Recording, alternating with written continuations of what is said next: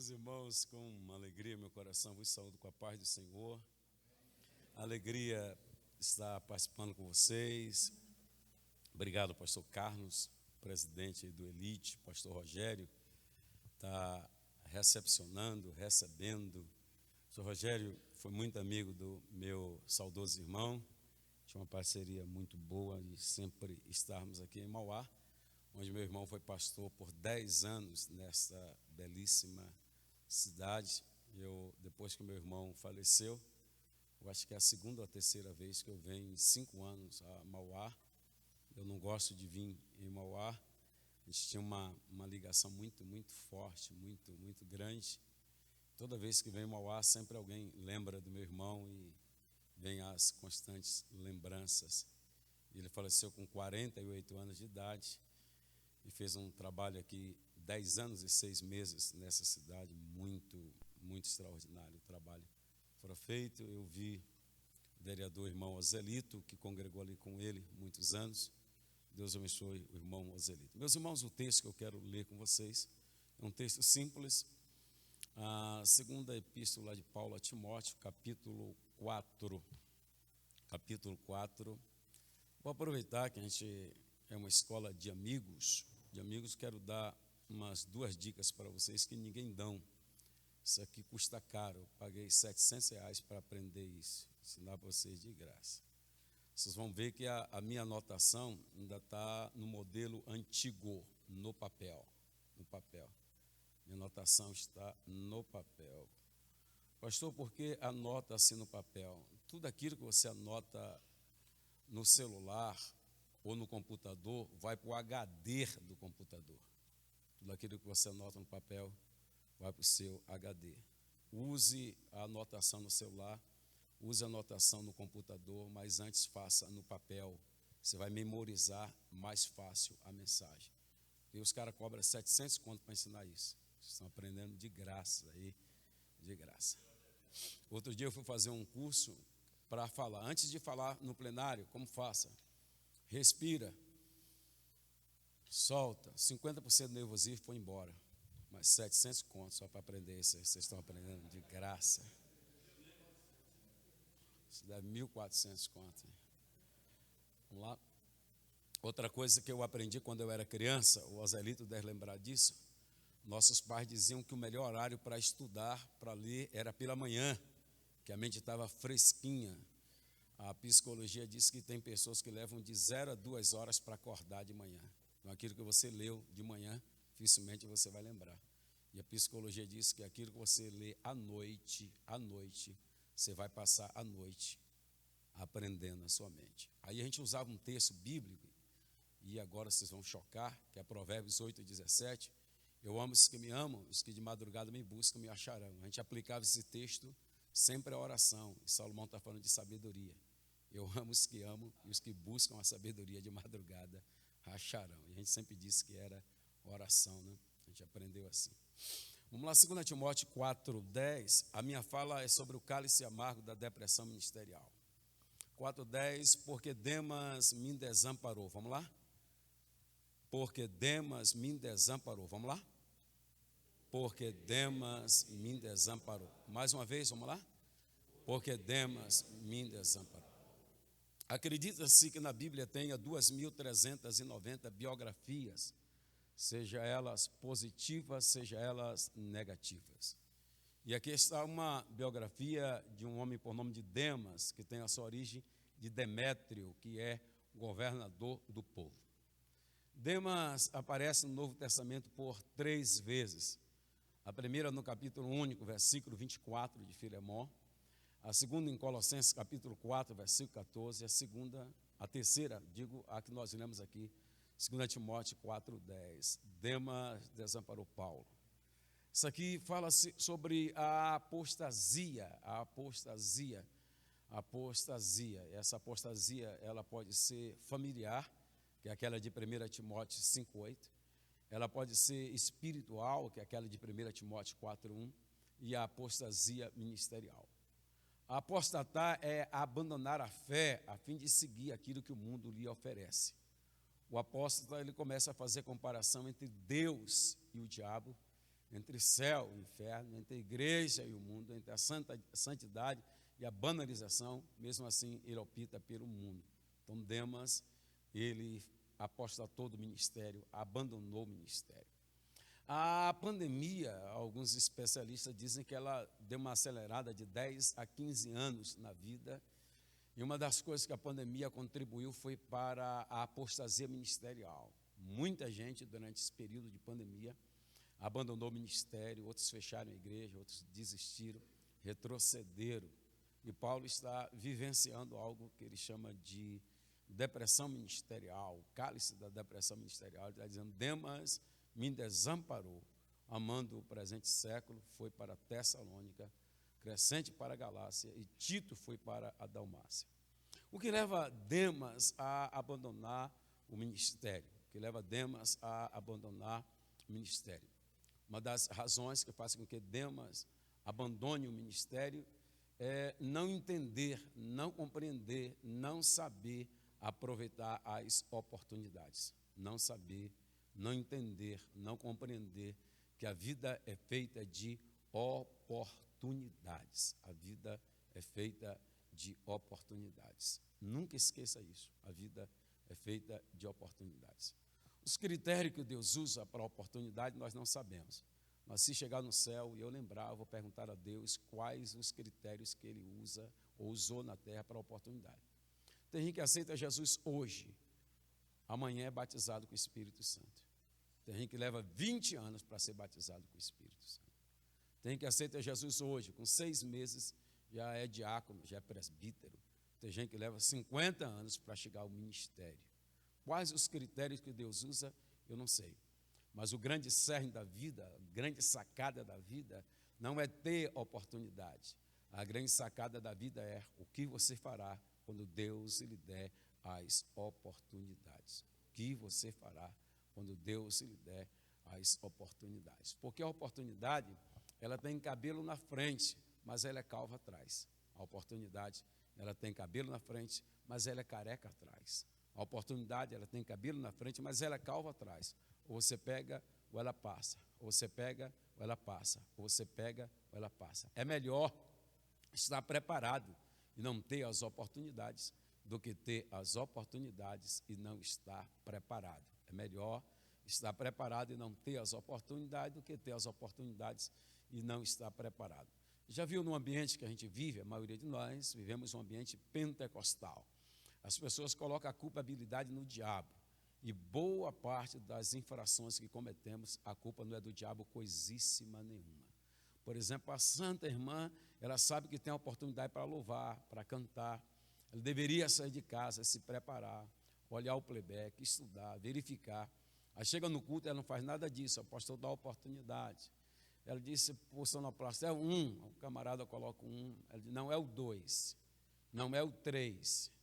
Aí não acerta o número, diz, irmão, vamos orar que o diabo está com raiva.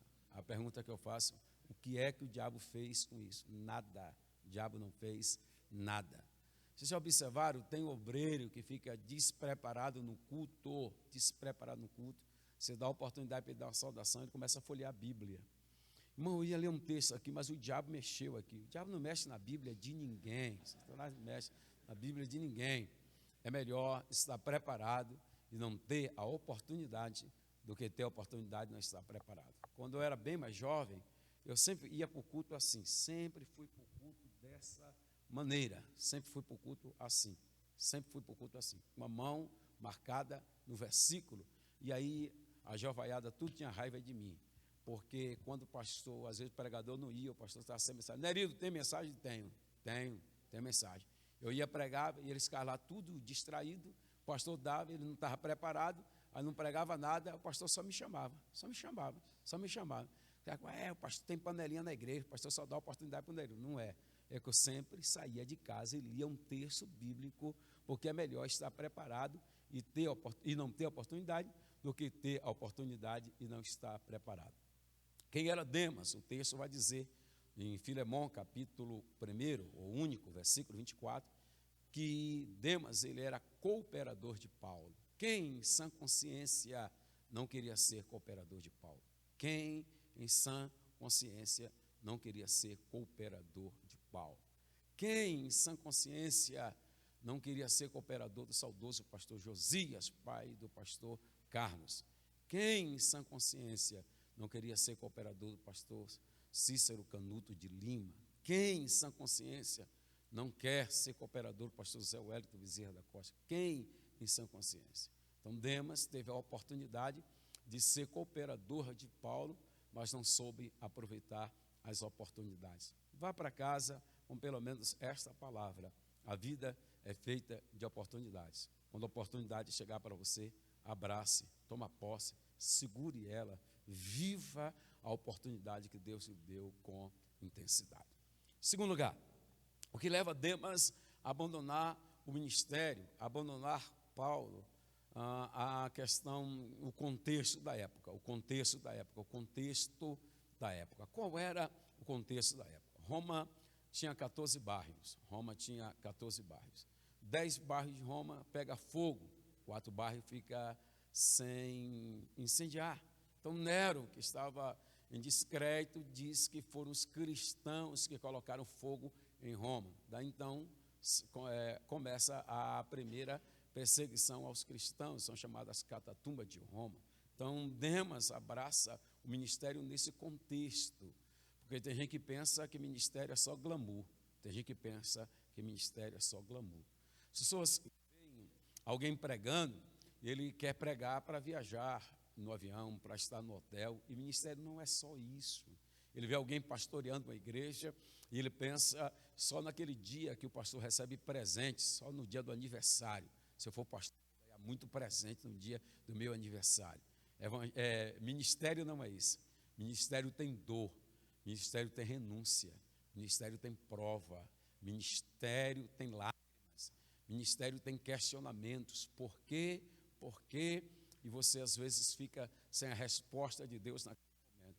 Então o contexto da época era um contexto de sofrimento. Mas existem pessoas que não querem isso, existem pessoas que querem apenas crescer, ser grande. Há 2 textos bíblicos que eu quero ler com vocês. O primeiro está no Evangelho de Marcos, o capítulo 9, se vocês podem ler comigo. Evangelho de Marcos, capítulo 9. Nós vamos ler uma preocupação que os discípulos tinham, que essa preocupação não é nova. Quando a gente vê isso hoje, a gente fica achando que é algo novo. Nada é novo, tudo é velho. Marcos 9, 33. E chegou a Cafarnaum, e entrando em casa, perguntou-lhe: o que vocês estavam discutindo pelo caminho? Mas eles calaram-se, porque pelo caminho tinham disputado entre si quem era o quê? Eles estavam disputando entre si quem era o maior. Quem prega mais? Eu acho que eu prego mais do que você. Quem canta mais? Quem tem a melhor congregação? Quem faz o melhor evento? Jesus dá uma lição a eles, mas eles calaram-se porque pelo caminho tinha disputado de si quem era o maior. E ele, assentando, chamou e disse-lhe: se alguém quiser ser o primeiro, será o derradeiro de todos e o servo de todos. Pergunta é: eles aprenderam? Jesus dá uma lição, eles aprenderam? Vira a página, por favor. Marcos capítulo 10, vai virar aí, Marcos 10. Versículo 35, e aproximou-se dele Tiago e João, filho de Zebedeu, dizendo: mestre, queremos que nos faça o que pedirmos. E ele disse: o que vocês querem que eu vos faça? E eles disseram: concede-nos que na tua glória nos assentemos um à tua direita e outro à tua esquerda. Observe o pedido de Tiago e de João. Eu quero a primeira vice-presidência e eu quero a segunda vice-presidência para o meu irmão. Eu quero somente isso, mais nada, está resolvido o problema. Jesus disse 38, não sabe o que pedes. Podeis vós beber o cálice que eu bebo? Acho que essa palavra cálice no latim é copas, que vem de preço. Jesus está dizendo: vocês podem pagar o preço que eu pago. Tiago sentenciou a sua morte. E ele disse: eu posso beber. Jesus disse: legal. Vocês podem ser batizados com o batismo que eu posso? Posso. Ele disse, em versículo 39, eles disseram: podemos, Jesus. Em verdade, vós beberei o cálice que eu beber, serem batizados com o batismo com que eu sou batizado. Mas ao assentar-se à minha direita ou à minha esquerda, não me pertence a mim concedê-lo. Mas isso é para aqueles a quem Deus está reservado. O ministério é bom para quem deseja, para quem anela, mas é um texto que eu gosto, que é Hebreus 5,4. Ninguém toma para si essa honra, senão quem foi chamado por Deus, como foi Arão. Aquele texto de Marcos 3,13, e ele subiu ao monte e chamou para si aqueles que ele quis e vieram a ele. Ministério não é para quem quer, é para quem Deus chama. Não é para quem acha bonito, é para quem Deus chama. Não é para quem acha legal, é para quem Deus chama, para quem Deus escolheu. Porque ministério tem dor, ministério tem prova, ministério tem luta. Por exemplo, existem pessoas que pensam que ministério é igual aquele hino que a gente canta, agora é só vitória, agora é só vitória. A luta acabou e a prova foi embora. Isso vai ser só no céu. Aqui na terra você tem uma promessa que Jesus lhe fez. Jesus lhe fez uma promessa. João 16:33 é uma das maiores promessas que Jesus fez aos discípulos. Tenho-vos dito isso para que em mim tenhais paz. No mundo tereis só vitória. Não foi isso que o Cristo disse? No mundo tereis o quê? No mundo tereis o quê? Aflições, aflições. Como eu tenho na psicopedagogia, eles dizem que é a dislália, que eu tenho uma língua presa, mas essa palavra aflição eu vou tentar falar aqui, eu evito o máximo para falar por causa da dislália, que eu tenho uma língua presa, mas é duas palavras aqui no grego para aflição. Uma é tríplice e outra é cacopatel, cacopatel. Guarde isso aqui que eu vou traduzir para você o que é que Jesus lhe prometeu. O que é que Jesus lhe prometeu. No mundo tereis aflições. Uma das traduções é: no mundo alguns sofrerão com enfermidades. No mundo alguns sofrerão com enfermidade. Eu conheço santos homens de Deus, santas mulheres de Deus, pessoas muito mais crentes do que eu, muito mais dedicados do que eu, e sofrem com enfermidades no corpo. Por que sofre com enfermidade? Porque Jesus fez essa promessa. No mundo você vai receber essa promessa, você vai ter a aflição. Toma posse da promessa, porque Jesus prometeu que você ia sofrer isso, você ia ter a aflição. A segunda tradução é: no mundo alguns terão dificuldades financeiras. No mundo alguns terão dificuldades financeiras. Eu conheço gente que ora muito mais do que eu, que jejuma muito mais do que eu, que consagra muito mais do que eu e você, mas passam privações financeiras, porque Jesus fez essa promessa e a promessa é para ele. A terceira palavra para a aflição: no mundo alguns sofrerão perseguições. Perseguição. Tem gente que não faz nada para ninguém, vive a vida tranquilazinha e sempre tem alguém para perturbar, sempre tem alguém para tirar a paz. É uma promessa que Jesus lhe fez, foi uma promessa que Jesus lhe fez. Toma posse da promessa que Jesus lhe fez, foi essa a promessa. E a outra tradução, eu acho que é tríplice, é angústia que beira a morte. Quando Jesus disse: no mundo alguns terão aflições, é angústia que beira a morte. Há momento no ministério a gente pensa: agora acabou, agora eu vou morrer. Jesus disse: vai nada, fique em paz, é só uma provazinha, já já você passa por isso. Então nós precisamos entender que Demas, quando vê o sofrimento do ministério, Demas, ele desiste. Há um texto que eu quero ler com vocês, que é o Mateus capítulo 7, é um texto muito legal, muito bacana. São os 3 níveis de provações. Todo mundo passa por esses 3 níveis de provação. Vamos lá, capítulo 7, e versículo 24.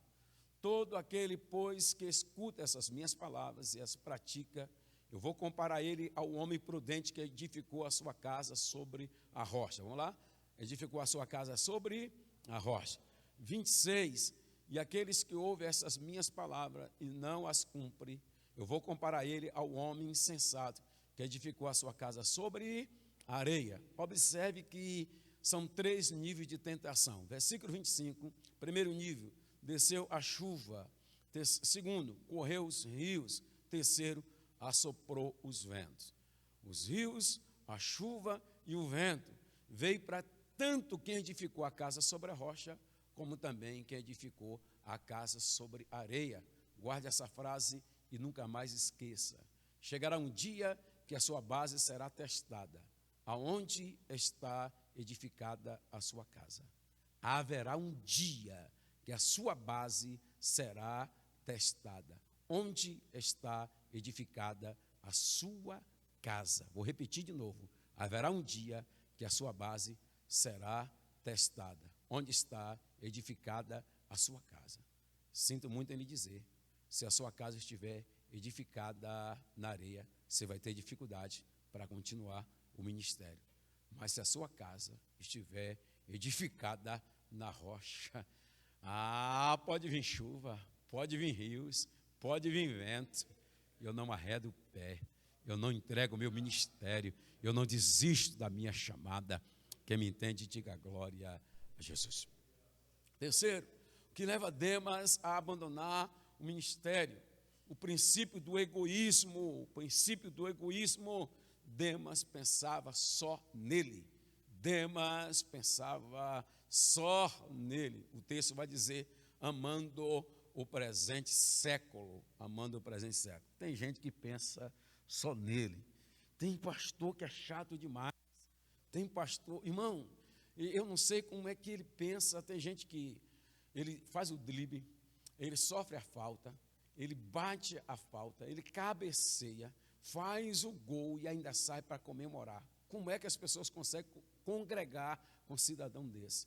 Ele começa a oração, ele canta os 3 hinos da harpa, ele dirige o culto, ele prega, ele tira a oferta, ele dá bênção apostólica. Cuidado, você vai ficar sozinho lá, vigia, você vai ficar sozinho lá.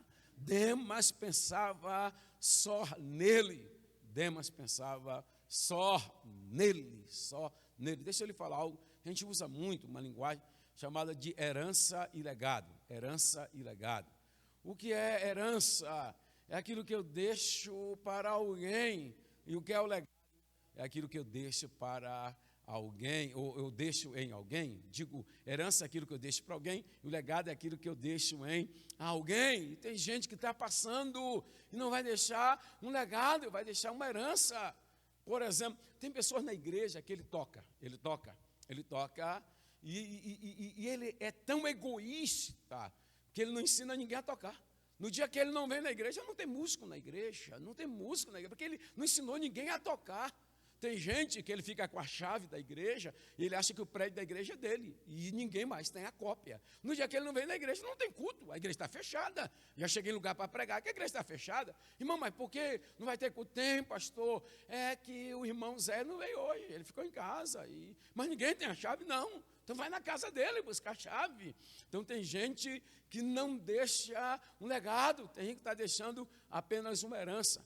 Que Deus lhe use apenas, não para deixar apenas uma herança, mas que Deus lhe use para deixar um legado, que as pessoas queiram pregar igual a você, que as pessoas queiram dirigir igual a você, que as pessoas queiram falar, ter impostação de voz igual a sua. Demas só pensava nele. Paulo disse, ele amou o presente século, era um homem egoísta, pensava só em si. Forme obreiro, faça obreiros, para quando você sair, quando você for trocado, você ter um substituto, ter alguém para assumir o seu lugar. Nós tivemos, boa parte aqui são da Assembleia de Deus, tivemos vários problemas no Brasil. Pastores morreram com 90 anos de idade e não formaram uma liderança. E quando eles morrem, a igreja divide, racha, porque todo mundo quer ser o presidente, todo mundo quer ter, e não formou, não fez obreiros, pensava só em si próprio. E Demas era este obreiro. Paulo disse, ele amou o presente século, ele simplesmente me abandonou, amando o presente século. Então Demas pensava só nele. Um outro princípio da escolha, A escolha parte de Demas de abandonar o ministério, que a gente fala de semeadura, da lei da semeadura. Ninguém é obrigado a plantar, mas aquilo que nós plantamos, nós somos obrigados a colher. Um jovem obreiro interpelou-me no início da pandemia, pastor, como nós vamos viver no período da pandemia? A palavra que eu disse para ele, eu quero dizer para vocês esta tarde. Eu disse para ele, quem sabe o que andou semeando, não precisa ter medo da colheita. Quem sabe o que andou semeando, não precisa ter medo da colheita. Porque primeiro, A lei da semeadura é justa. Ela é justa. Ela é justa. Vamos lá? A lei da semeadura, ela é justa. Ninguém planta abacaxi para colher melão. Quem planta abacaxi vai colher abacaxi. Cuidado com os abacaxi que você anda plantando, viu? Por exemplo, quem planta feijão não colhe arroz. Quem planta feijão, colhe feijão. Quem planta morango não colhe já. Quem planta morango, colhe morango. Ninguém fala comigo na igreja. Você fala com quem? Ninguém me ajuda. Você ajuda quem? Ninguém me abençoa. Você abençoa quem? Ninguém coopera comigo. Mas você coopera com quem? Ninguém ora por mim. Mas você ora por quem? Ninguém paga uma janta para mim. Você, mão de vaca, paga alguma coisa para alguém? Ninguém adora quando eu canto. Mas quando os outros cantam, você adora? Ninguém adora quando eu prego. Mas quando os outros pregam, você adora? A lei da semeadura é justa. É justa. É justa. Você que tem um ministério de oração, não te precipita em orar por qualquer causa. Precipita não. Como assim, pastor? Às vezes aquela pessoa está no processo de colheita. Está colhendo o que andou plantando. Você vai se meter em luta que não é sua e vai sobrar para você. Vigie, viu? Que a lei da semeadura, ela é justa. A lei da semeadura, ela é infalível. Infalível. Plantou, no tempo certo, colhe. Plantou, no tempo certo, colhe. O pastor Deiró de Andrade falou sobre a tamareira. Há um ditado árabe que diz que quem planta tâmara não come tâmara, porque a tâmara leva aproximadamente de 70 a 100 anos para produzir. Os cientistas judeus já conseguem produzir a tâmara dentro do laboratório em 10 anos, mas mesmo assim leva 10 anos para produzir. Mas por que tem a tâmara hoje? Porque alguém não pensou só na sua geração, alguém pensou na geração futura. As sementes que eu tenho plantado, que eu não vou colher, quem vai colher é meus filhos. A semente que eu tenho plantado, que meus filhos não vão colher, quem vão colher são os meus netos, são os meus bisnetos. Daí então a importância de semear. Gálatas 6:7, não erreis, Deus não se deixa escarnecer, de Deus ninguém zomba, tudo aquilo como semear, isto ele ceifará. Oséias 8:7, quem planta vento, colhe tormenta. Provérbios 26:27, quem faz uma cova nela cairá. Salmo 126:5, os que semeiam em lágrima vão colher com alegria. Gênesis 26:12, semeou Isaac naquela mesma terra e colheu naquele mesmo ano sem medidas, porque o Senhor o abençoava. Eclesiastes 11:6, pela manhã semeia a semente e à tarde não retire as tuas mãos, porque tu não sabe qual vai prosperar, se é esta ou se é aquela, ou se ambas igualmente serão boas. 2 Coríntios 9:6, e digo isso, o que semeia pouco, colhe pouco, mas o que semeia em abundância também ceifará. Então acredite na lei da semeadura, no princípio de escolha, no princípio. Então Demas, ele escolhe abandonar o ministério e há pessoas fazendo as escolhas. Por exemplo, você precisa escolher legalzinho o que você quer. Por exemplo, primeira escolha, a escolha profissional, isso é muito importante. O que você vai ser da vida? É inadmissível, é inaceitável um jovem pentecostal da Assembleia de Deus, um cara cheio do Espírito Santo, já fez 10 matrículas na faculdade, já fechou as 10, que ele não sabe o que é, pastor Juraci. Todo dia que eu vou ser advogado. Primeira pergunta, gosta de ler, velho? Gosta de filosofia? Gosta não. Não vai fazer advocacia, não vai fazer direito, você não vai passar, velho, você não vai gostar da matéria. Não, eu gosto, você é engenheiro, gosta de número? Não gosta, então não adianta, cara. Você é médico, é nerd, gosta de estudar, eu fico o dia todo no celular, Papai tem dinheiro para pagar? Não tem, então vai para a Bolívia, então vai lá para o Paraguai estudar, velho, você não vai conseguir. Então você precisa fazer escolha profissional, o que você quer na sua vida. É igual na igreja, tem gente que não sabe o que quer. Um dia o cara, você acorda, você vai ser o quê? Você itinerante. Ele nem sabe o que é itinerante, mas ele ouviu alguém falando, ser itinerante, que essa palavra não tem na Bíblia, tá? É evangelista, tá bom, gente? É evangelista, tá bom? É evangelista. Mas eles falam isso, usam esses termos. Eu sou itinerante, não existe isso na Bíblia, não. Não existe na Bíblia itinerante. Existe evangelista, não esquece isso, tá? Você sair por aí falando, alguém corrigir, vai corrigir e você vai passar vergonha porque quer, que aprendeu essa tarde, que não existe na Bíblia, existe evangelista. Então, cara, hoje eu vou ser evangelista. Não, amanhã eu vou ser pastor. Não, você cantor. Não, eu vou ser músico. Ele não sabe o que quer. A Bíblia diz que cada um fique na vocação em que foi chamado. Fica na tua, meu irmão. Cada um no seu quadrado. Vigia aí. Vai fazer a tua em nome de Jesus. E o camarada quer fazer tudo. tudo, quer cantar, quer pregar, quer orar, quer profetizar, quer revelar, quer ver anjo, quer ver arcanjo, você não vai fazer nada, não vai dar conta de fazer nada. Fica na vocação em que Deus lhe chamou. A escolha emocional aos jovens, ensine os jovens na sua igreja, a escolha emocional, quem vai ser esposa, com quem ele vai casar. Se ele casar errado, a probabilidade desse ministério dele dar errado é muito grande. Outro dia tinha um menino lá na igreja, ele chegou com uma moça, quando ele entrou, disse: Jesus, guarde, Pai, guarda. E eu fiquei o culto todo vendo o comportamento dela e dele. Aí terminou o culto, ele disse: pastorzão, ó a bênção. Eu fiquei quieto.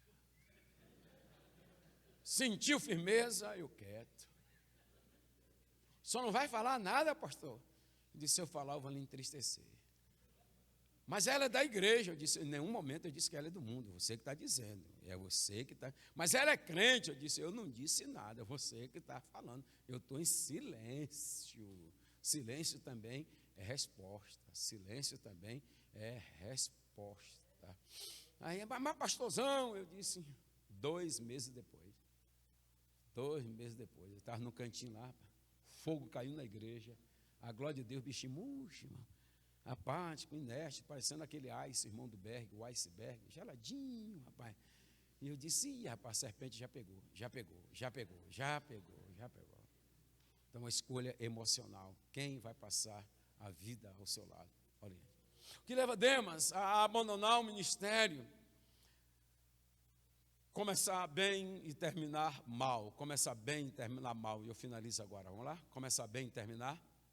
Começar bem e terminar mal. O ideal é começar bem e terminar bem. Começar bem e terminar bem. Mas se não deu para começar bem, não importa como você começou. O que importa é como você vai. É como você vai terminar. Se quiser anotar, eu fiz uma anotação de uma pesquisa lá dos Estados Unidos, se quiser anotar. Por que os pastores terminam mal? Por que os pastores terminam mal? Por que os pastores terminam mal? Por que os pastores terminam mal? Primeiro, porque deixam de aprender.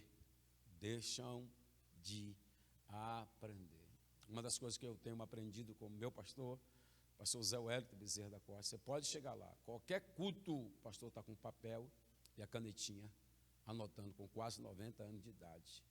Porque os pastores terminam mal, porque eles deixam de aprender. E nem todo mundo sabe tudo. Você pode ser bom em 1, 2, 3, quem sabe 10, 20 matérias, mas sempre haverá alguém que sabe algo que você não sabe. Então, pastor, eu não sei, eu não domino. Guarda isso, vai estudar, vai pesquisar.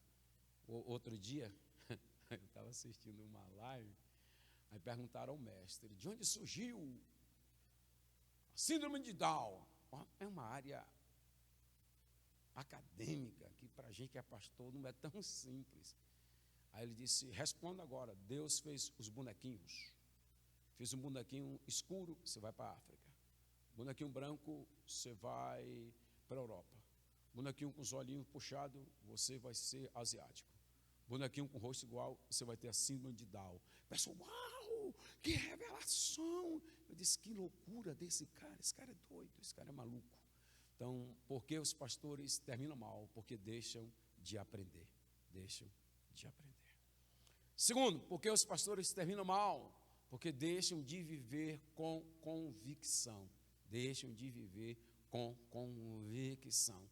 São volúveis demais, muda muito. Eu sou evangelista há 34 anos. Se você ouvir minha mensagem há 34 anos depois, a minha mensagem é a mesma. Eu prego a mesma coisa, eu prego a Bíblia. Então não preciso mudar. Você não precisa mudar, você prega a Bíblia. Mas aquilo, produto da sua mente nervosa pentecostal, você vai ter que mudar para se encaixar. Por exemplo, viver com convicção. Um camarada dessa idade, já imaginou colocar uma calcinha bem apertadinha, rasgada, colocar aquele cabelo assim? Não vai ficar bacana. E tem uns obreiros, rapaz, os caras velhos na igreja assim, uma coisa ridícula, né? Feia, mas eles acham que está arrebentando, coitado, estão arrebentados. Então deixam de viver com convicção. Ok, termina mal, deixam de viver com convicção. Terceiro, deixam de fazer a sua parte, deixam de fazer a sua parte, a sua contribuição, a sua parte, a sua contribuição. Por exemplo, a gente cobra muito da igreja exemplo, mas a gente não dá o exemplo. A gente cobra muito, mas a gente não dá. Por exemplo, a igreja tem que ofertar, a igreja tem que dizimar, a igreja tem que contribuir. Aí vai tirar a oferta, a gente não contribui, a gente não oferta, mas quer que os irmãos ofertem. Então, pastor, eu não contribuo, porque eu não tenho dinheiro, pastor, para todo culto contribuir. Vou lhe ajudar, vou lhe ajudar, vou lhe ajudar. Você pode contribuir quanto por mês? R$50, pastor. Quantos cultos você vai por mês? Eu vou 10 cultos. Troca 10 de 5. Troca 10 de 5. Todo culto você leva 5 e pá, dá oferta. O pessoal está de olho em você. Você está contribuindo, você está ofertando. Então seja inteligente. Amanhã tem oração, mas você não vai na oração, velho. O povo não vai também. Tem escola dominical, mas você não vai na escola dominical.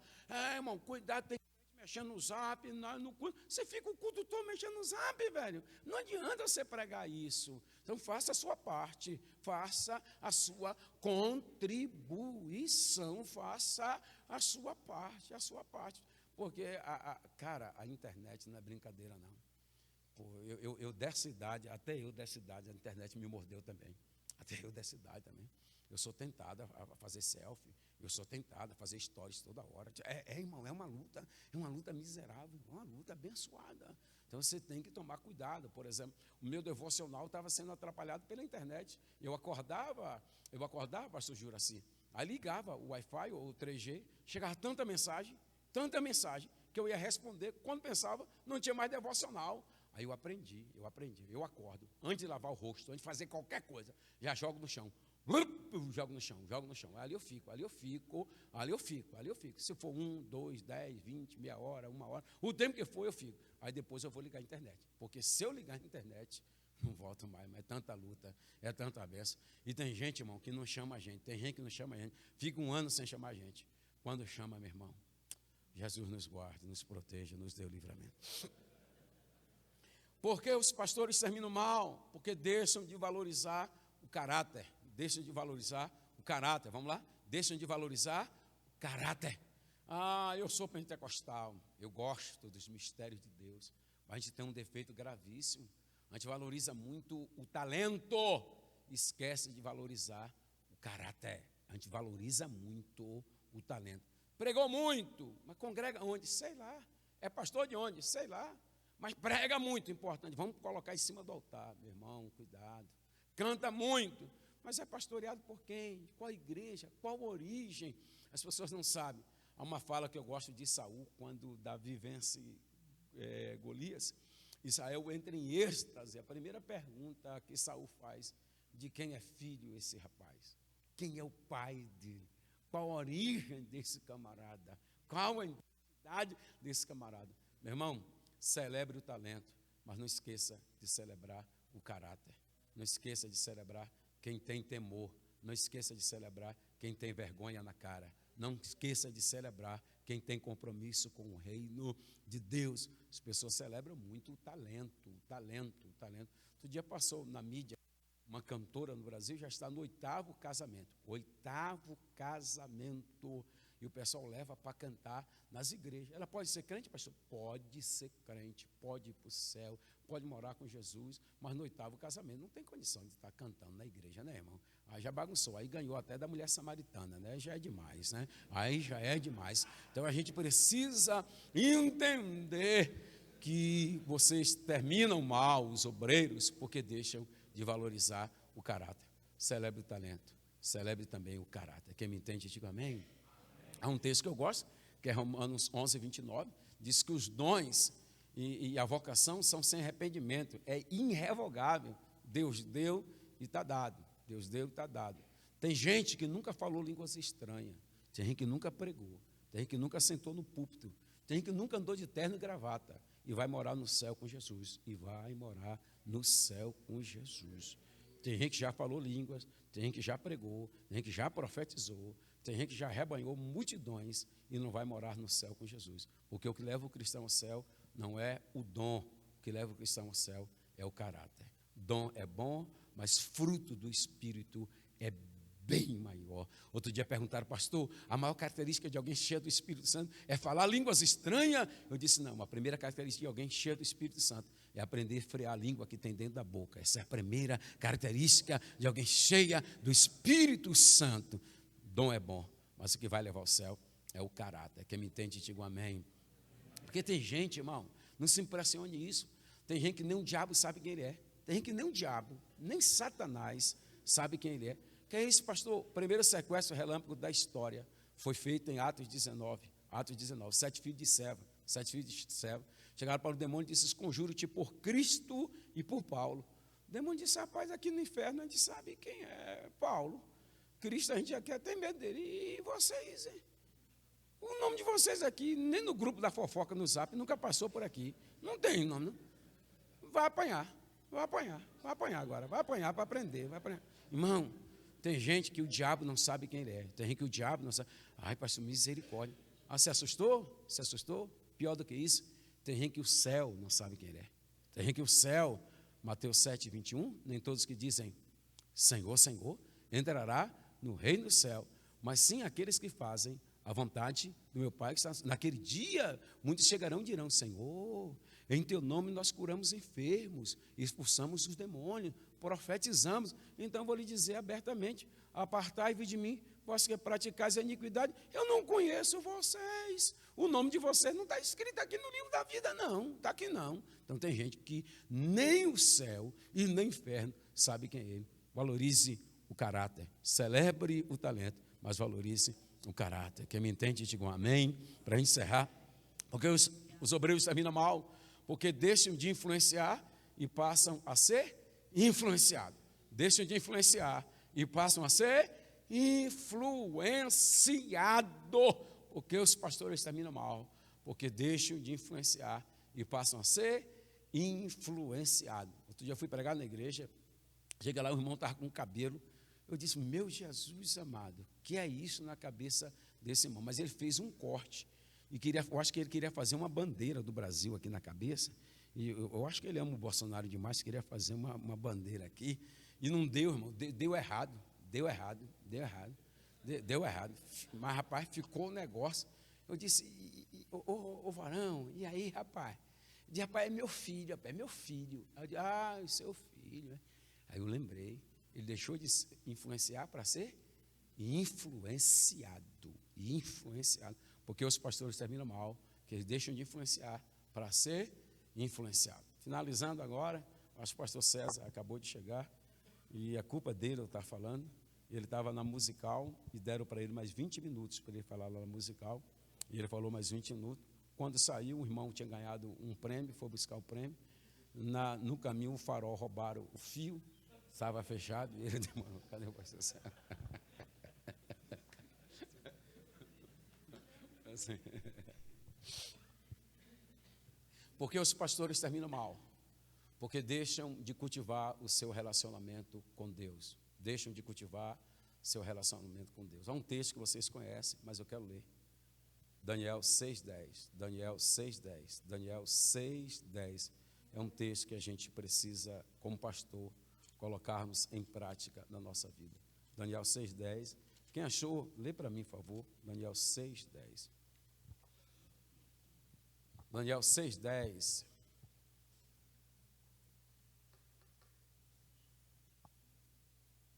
Daniel 6,10. Quem achou, lê aí para nós. Vereador de Barueri, lê para mim, velho. Ih, rapaz. Bora, outro. Passa para o outro vereador.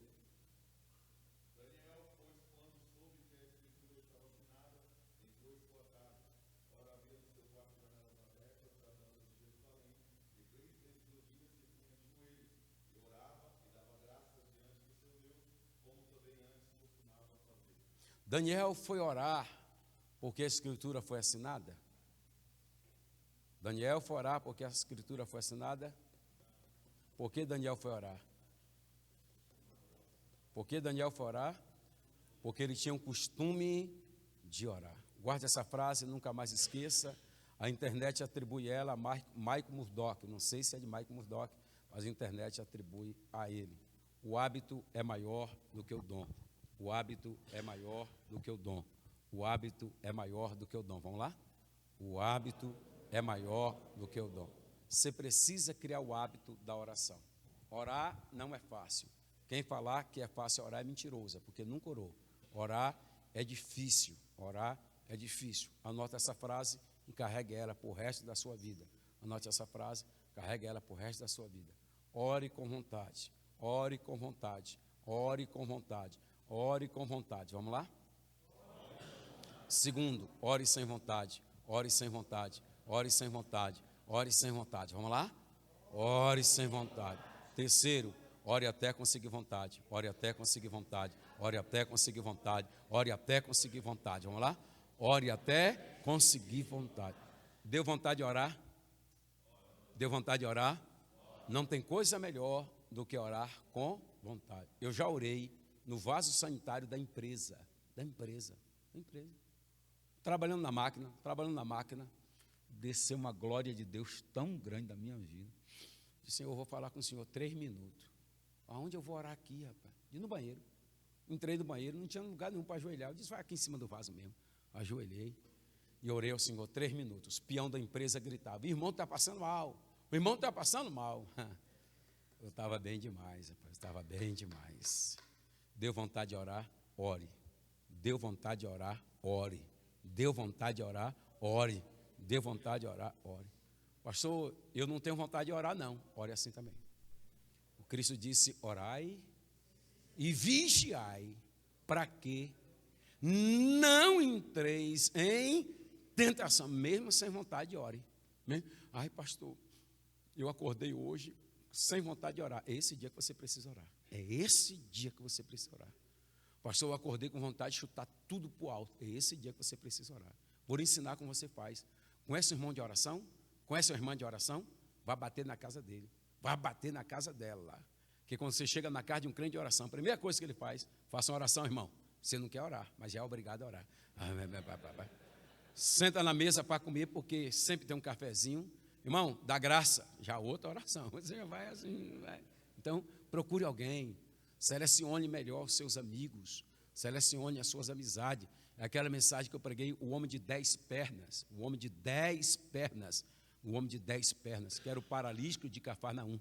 Ele tinha 2 pernas, fez amizade com 4 amigos. Cada amigo tinha 4, 4 vezes 2, 8. Mas as 2 dele, 10. Selecionou as suas amizades e aí ele foi curado por causa dos seus amigos. Então, selecione as suas amizades. Terceiro, ore até conseguir vontade. Ore até conseguir vontade. Porque orar é igual coçar.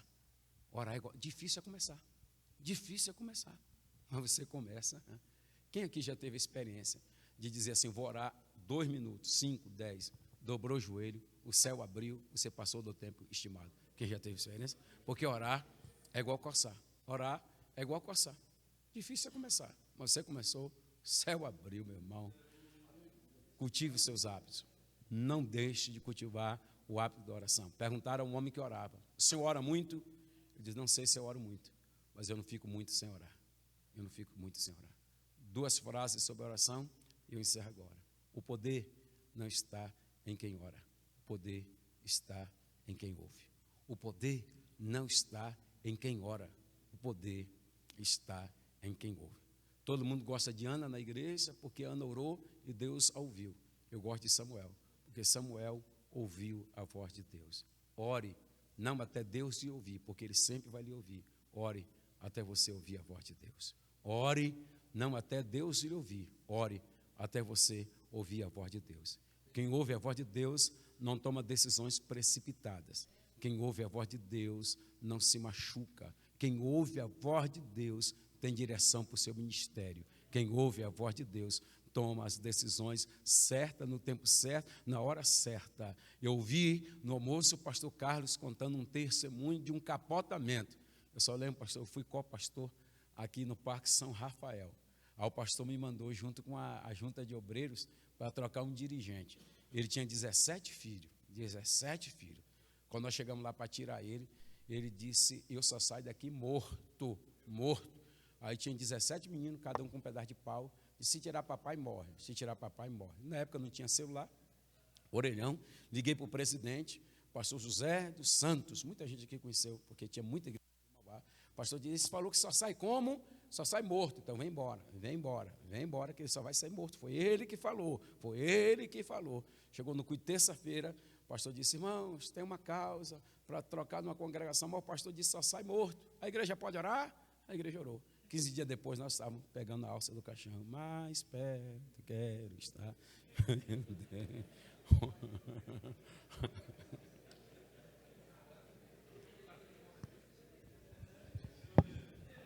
que o senhor botou lá no carro? Conta essa do carro, que eles vão dizer que eu inventei. Eles vão dizer que eu não ouvi.